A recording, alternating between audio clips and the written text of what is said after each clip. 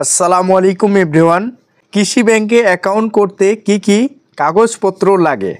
আমরা অনেকেই জানি কৃষি ব্যাংকে অনেক সুবিধা পাওয়া যায়, তাই কৃষি ব্যাংকে অ্যাকাউন্ট করতে কি কি লাগে আজকে এ বিষয়ে কথা বলবো এবং ধারণা দেওয়ার চেষ্টা করব।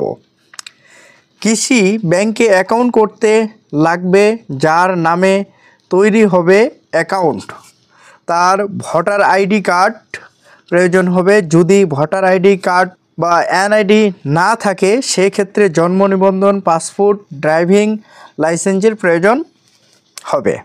যার নামে অ্যাকাউন্ট তৈরি করা হবে তার 2 কপি পাসপোর্ট সাইজের ছবিগুলোকে অবশ্যই রঙিন পরিষ্কার করে জমা দিতে হবে। একজন অ্যাকাউন্ট হোল্ডারের সাথে একজন নমিনির প্রয়োজন হবে।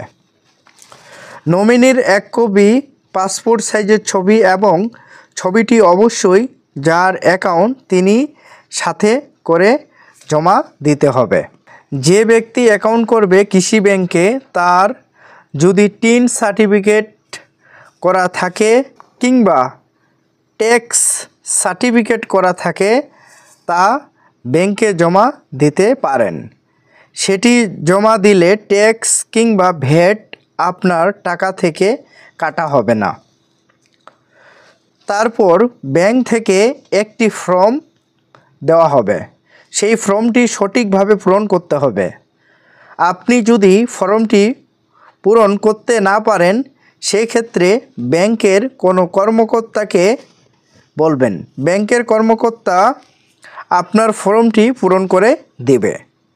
ফর্মটি পূরণ করা হলে নিজের তথ্যের সাথে মিল আছে কি না যাচাই করে দেখতে হবে।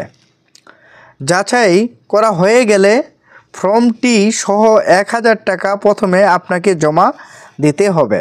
তারপর ব্যাংক কর্মকর্তা আপনার অ্যাকাউন্ট ওপেন করে দিবেন। যে কোনো প্রয়োজনে আমার Akibur Rahman technology Facebook page message করতে পারেন।